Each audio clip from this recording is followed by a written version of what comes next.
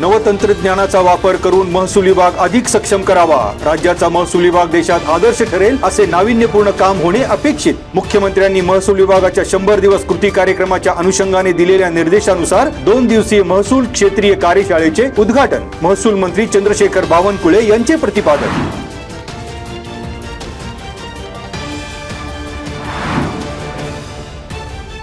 सलग दुसऱ्या दिवशी शुक्रवारी दिवसभर ढगाळ हवामान, गार वारा आणि पावसाच्या हलक्या सरी। दिवसभर उकाड्याने हैराण झालेल्या नागरिकांना गार वारा आणि तुरळक पावसामुळे दिलासा। थंड हवेमुळे वातावरणात गारवा।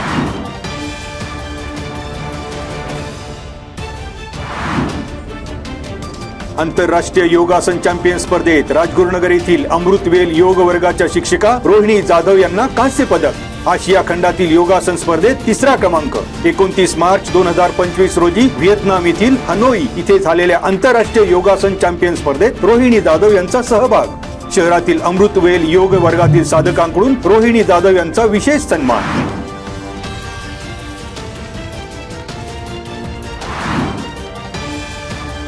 वीज बिलाच्या दुरुस्तीसाठी आळंदी येथील कार्यालयात कायमस्वरूपी बिल दुरुस्ती कक्ष सुरू करण्याची मागणी।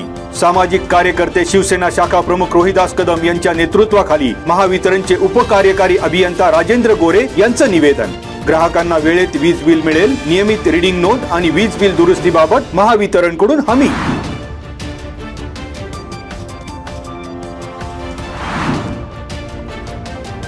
अलंकापुरीतील इंद्रायणी नदी पात्रात फेसाळलेला पांढरा शुभ्र डोंगर वाढता वाढे।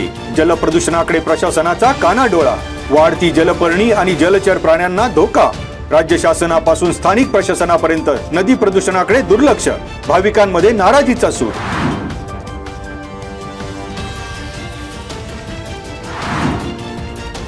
टाकळकरवाडी येथील बैलगाडा घाटात रॅकमध्ये गाडा घातल्याच्या कारणावरून 2 दिवसानंतर वाद विकोपाला। होलेवाडी येथील स्कायमॅट हॉटेल समोर घटना।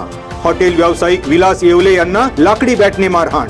बाबुरवाडी येथील गणेश गोरडेसह त्याच्या 2 साथीदारांवर खेड पोलिसात गुन्हा दाखल।